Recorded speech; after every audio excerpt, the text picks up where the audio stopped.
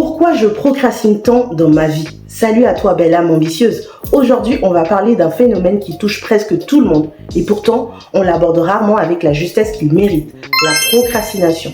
Je vais te développer ce sujet, mais avant que j'aille plus loin, like la vidéo, abonne-toi à ma chaîne et active la cloche de notification pour ne rien manquer des prochaines vidéos. Je ne vais pas te sortir le discours du genre « il faut s'organiser mieux » ou « tu dois juste te discipliner » parce que franchement, si c'était aussi simple, tu ne serais pas là à te demander pourquoi tu remets tout à demain encore et encore. La procrastination, ce n'est pas juste une question de mauvaise gestion. C'est un signal puissant, alerte envoyé par ton corps et ton esprit. C'est un mécanisme de protection qui t'empêche consciemment ou inconsciemment d'affronter quelque chose qui te fait peur, qui te met mal à l'aise ou qui ne résonne pas encore pleinement avec ce que tu es au fond de toi. Dans cette vidéo, je vais t'emmener en profondeur. On va creuser les vraies raisons, les racines souvent cachées de ta procrastination. Tu vas comprendre pourquoi tu bloques et surtout, tu vas découvrir comment tu peux reprendre la main, pas en te forçant, mais en t'appuyant sur ta puissance intérieure, ta confiance en toi et ton équilibre entre énergie masculine et énergie féminine. Tu sais, c'est souvent là que ça coince. Tu as cette part en toi qui veut avancer, qui a des rêves, des projets, un avenir à construire. Mais une autre part qui te freine, qui te fait douter, qui te pousse à remettre à plus tard. Cette lutte intérieure, c'est normal.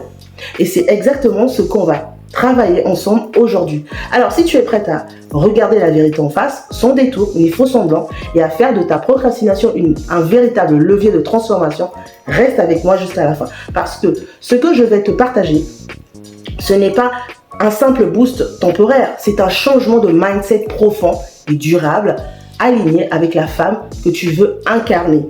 Prête? Allons-y. La vérité sur la procrastination. Pourquoi remettre à demain n'est pas une question de paresse? Commençons par démystifier une idée reçue qui t'empêche souvent d'avancer. Tu n'es pas paresseuse. Si tu procrastines, ce n'est pas parce que tu manques de volonté ou de courage. Ce serait trop simple et ce serait surtout un jugement dur et injuste que tu portes sur toi-même. La procrastination est un mécanisme de défense, un réflexe que ton cerveau active pour t'éviter une douleur immédiate.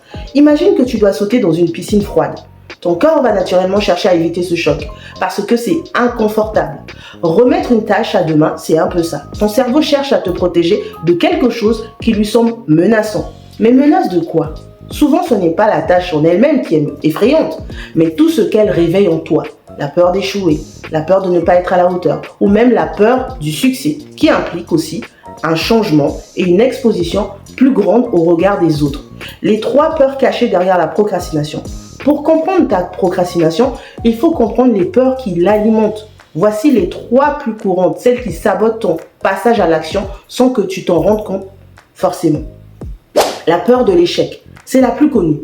Tu repousses une tâche parce que tu redoutes de ne pas la réussir parfaitement ou même de ne pas y arriver du tout. Cette peur te paralyse car elle fait vibrer une blessure profonde, celle du regard extérieur, du jugement. L'échec dans ta tête n'est pas juste un résultat, c'est une blessure à ton identité. Tu associes souvent échouer à ne pas être assez. Alors, pour éviter cette douleur, tu fouilles, tu repousses, tu procrastines. 2. La peur du succès. Oui, ça peut être paradoxal, mais réussir peut aussi faire peur. Pourquoi? Parce que réussir, ça engage des responsabilités. Ça expose à plus de regards, à plus d'attentes. Tu peux inconsciemment te dire, si je réussis, est-ce que je vais encore plaire? Est-ce que je vais tenir la cadence? Cette peur te pousse à rester dans ta zone de confort, même si elle est inconfortable car elle est connue. La peur de ne pas être parfaite. Cette peur est souvent liée au perfectionnisme. Si la tâche ne peut pas être accomplie parfaitement, alors il vaut mieux ne pas la commencer. Tu attends le bon moment, la bonne idée, le bon état d'esprit. Et ce moment ne vient jamais. Résultat, tu tournes en rond en attendant l'illusion de la perfection. Pourquoi ton cerveau préfère fuir que lutter? Le cerveau humain est programmé pour économiser de l'énergie. Il préfère éviter les situations qui demandent un effort important ou qui génèrent du stress. La procrastination, c'est donc une forme de gestion de stress, une réponse instinctive à une menace perçue. C'est important de comprendre cela parce que ça change ta posture face à toi-même. Tu n'es plus une ennemie de ta propre action, mais une personne qui cherche à se protéger. Et tu vas apprendre à ne plus te battre contre toi, mais à dialoguer avec cette part-là de toi. Voici un exercice. Décoder ta procrastination personnelle. Pour commencer à reprendre le pouvoir, je t'invite à faire un exercice simple mais puissant. Prends un carnet ou ouvre une note dans ton téléphone. Fais la liste des 3 tâches ou projets que tu remets le plus souvent à demain. Pour chaque tâche, pose-toi cette question fondamentale. Qu'est-ce que je redoute vraiment si je fais cette tâche? Essaie de ne pas répondre de façon rationnelle, mais d'écouter la voix de tes émotions, tes peurs. Tu verras souvent ce n'est pas ce que tu imagines au premier abord. Ce sera ta clé pour comprendre ce qui te freine et pouvoir ensuite y répondre de manière adaptée, bienveillante et puissante. Tu as maintenant posé la première pierre de la compréhension de ta procrastination. Tu sais que ce n'est pas une faiblesse, mais une réaction humaine normale face à des peurs profondes. Ce n'est pas ta faute, mais c'est ta responsabilité d'aller plus loin. Dans la suite de cette vidéo, on va explorer comment ces peurs s'articulent avec ton estime de soi, ton rapport à l'action et comment ton énergie intérieure peut devenir un allié pour dépasser tout ça. L'impact de la procrastination sur ta confiance en toi et ta vie. La procrastination, ce saboteur silencieux de ta confiance en toi. Tu sais, procrastiner, ce n'est pas juste une action en soi, c'est un processus qui ronge insidieusement ta confiance. Chaque fois que tu remets à plus tard ce que tu devrais faire, tu envoies un message à ton esprit, mais aussi à ton corps qui est « je ne suis pas capable, je ne suis pas à la hauteur ». Ce message, même s'il te semble parfois anodin, s'imprime profondément dans ta psyché. À force, il crée une spirale négative qui t'enferme dans un cercle vicieux. Moins tu agis, moins tu te sens capable, moins tu agis. Tu passes de l'auto-doute à l'auto-sabotage sans même t'en rendre compte. Cette perte de confiance n'est pas seulement mentale, elle est physique et émotionnelle. Ton corps ressent ce stress latent, cette tension créée par les tâches non accomplies. Tu peux te sentir fatigué, irritable, anxieuse. Et ton mental te bombarde de critiques. Tu n'y arriveras jamais, tu es trop faible, tu n'as pas assez de discipline. Mais voilà la vérité, tu n'es pas faible, tu es juste déconnecté de ta puissance intérieure. Et c'est précisément là qu'on va agir. L'effet boule de neige sur ta vie quotidienne et tes projets. La procrastination ne s'arrête pas à la tâche qu'on remet à plus tard. Elle agit comme une bombe à retardement qui impacte tous les domaines de ta vie. Professionnellement, elle peut te faire manquer des opportunités importantes, créer du stress chronique, nuire à ta réputation et te faire douter de ta légitimité. Dans ta vie personnelle, elle peut te freiner dans des projets, que ce soit un voyage, un changement de vie ou même le travail sur toi-même. Elle nourrit la culpabilité et l'insatisfaction, 2 poisons pour l'estime de soi. Dans ta quête amoureuse, elle peut te faire repousser les moments où tu devrais oser te relever ou encore affronter tes peurs d'être vulnérable. La procrastination peut devenir le mur invisible qui t'empêche d'attirer, de construire une relation épanouissante. Chaque retard, chaque remise à plus tard, c'est un peu comme si tu choisissais de rester dans une pièce sombre alors que la lumière est de l'autre côté. La lumière, c'est ta capacité à avancer, à créer la vie que tu souhaites. L'impact sur ton équilibre énergétique masculin vs féminin. Un point fondamental que j'observe souvent chez mes clientes. La procrastination est aussi liée à un déséquilibre entre ton énergie masculine et ton énergie féminine. Ton énergie masculine, c'est la force d'action, la structure, la discipline. C'est elle qui te pousse à organiser, planifier, avancer. Ton énergie féminine, c'est la créativité, la réceptivité, l'intuition, mais aussi la capacité à accueillir ses émotions. Quand tu procrastines, c'est souvent que ton énergie masculine est en surménage, ou au contraire, en manque, tandis que ton énergie féminine est peut-être bloquée ou rejetée parce qu'elle est mal comprise. Tu peux te retrouver à forcer, à te culpabiliser, à te mettre la pression. Énergie masculine en excès ou au contraire à te laisser envahir par la peur et l'émotion sans passer à l'action, l'énergie féminine bloquée. L'équilibre entre ces 2 énergies est la clé pour dépasser la procrastination. Ce n'est pas en te battant contre toi-même que tu vas avancer, mais c'est en réconciliant ces parts en toi. Exercice 2, l'observation bienveillante de ton rapport à l'action. Prends quelques minutes pour observer tes dernières semaines. Quand as-tu ressenti un désir fort d'agir? Qu'est-ce qui a déclenché cette envie? Quand as-tu préféré remettre à plus tard? Quelle émotion ou pensée accompagnait ce choix? Comment ressens-tu ton énergie masculine et féminine dans ces moments? As-tu tendance à forcer pour t'effacer? Note tout cela sans jugement. Ce travail d'observation te permet de devenir consciente de tes dynamiques intérieures et de poser les bases du changement. Comprendre l'impact profond de la procrastination sur ta confiance en toi et sur ta vie. C'est te donner la chance de ne plus te laisser saboter. C'est te permettre de sortir du cercle vicieux pour entrer dans une spirale vertueuse où chaque petite action nourrit ta puissance intérieure. Dans la suite, on va explorer comment tu peux te reconnecter à cette puissance, faire la paix avec tes peurs et développer un mindset solide capable de dépasser la procrastination et d'ouvrir la voie à la femme confiante, épanouie que tu es censé êtres. Comment reprendre le contrôle et dépasser la procrastination? Prendre conscience pour mieux agir, la clé du changement. Avant de courir, il faut regarder où tu mets les pieds. La procrastination est souvent un réflexe inconscient, un automatisme qui s'est installé avec le temps.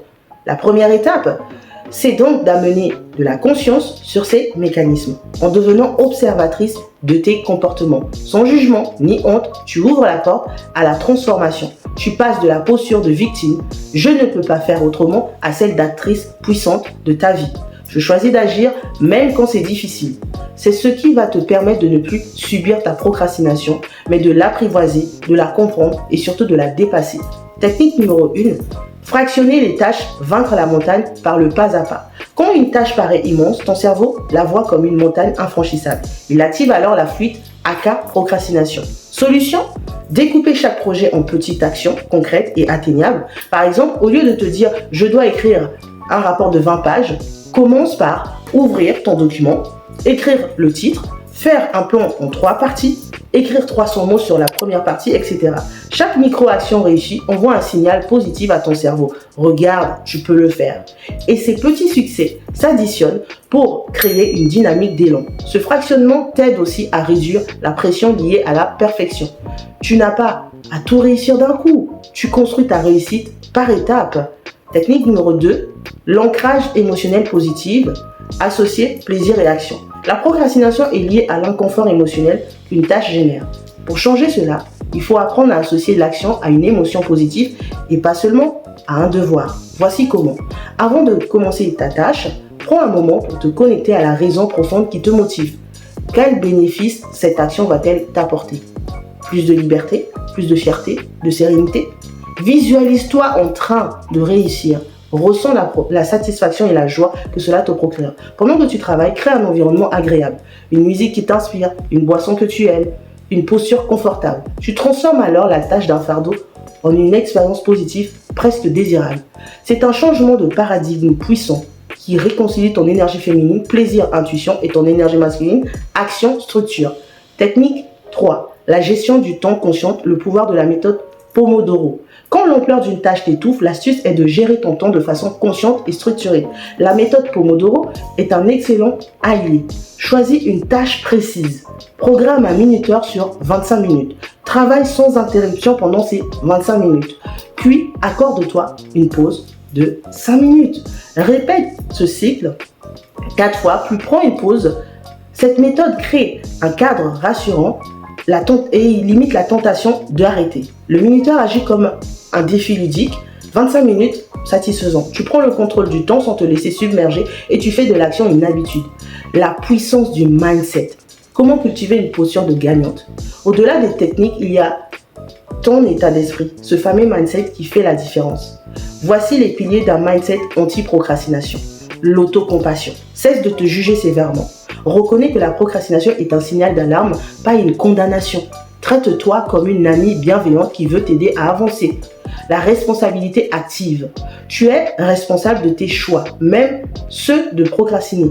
Prends ce pouvoir, c'est libérateur et ça te remet aux commandes de ta vie. La vision claire. Rappelle-toi constamment pourquoi tu veux agir. Quels sont tes objectifs de vie? Quelle femme veux-tu devenir? Cette vision sera ton phare dans les moments de doute. La tolérance à l'inconfort. Accepter que l'action implique parfois un peu d'inconfort, d'effort et même d'échec. C'est normal et c'est le prix à payer pour grandir. Exercice 3. Ton plan d'action anti-procrastination. Pour finir cette partie, crée ton plan d'action personnalisé en répondant à ces questions. Quelle tâche importante ai-je tendance à remettre à plus tard? Comment puis-je la fractionner en petits étages? Quelle émotion positive puis-je associer à cette tâche? Qu'est-ce que je peux appliquer la méthode Pomodoro pour avancer dessus? Quelle phrase motivante vais-je me répéter pour cultiver mon mindset gagnant? Note ton plan dans ton carnet et engage-toi à appliquer au moins une action dans les 24 heures. Reprendre le contrôle de ta procrastination, c'est reprendre le contrôle de ta vie. Ce n'est pas un combat de tous les jours, c'est un engagement envers toi-même avec patience, douceur et détermination. Tu as maintenant des outils puissants pour avancer, des clés pour faire taire ce saboteur intérieur et ouvrir la voie à la femme confiante, libre et accomplie que tu es. Dans la dernière partie, on parlera des habitudes à ancrer pour que cette transformation devienne durable et naturelle. Alors, pourquoi tu procrastines tant dans ta vie? Parce que, comme nous l'avons vu, ce n'est jamais une question de flemme ou de mauvaise organisation. La procrastination est une mécanique bien plus profonde, enracinée dans tes peurs, dans ton rapport à toi-même, dans ta façon de gérer le stress et dans tes croyances limitantes. C'est une stratégie inconsciente de protection, certes parfois contre-productive, mais toujours liée à ta peur de l'échec, au doute, à la pression de la perfection ou même au manque de clarté sur ce que tu veux vraiment.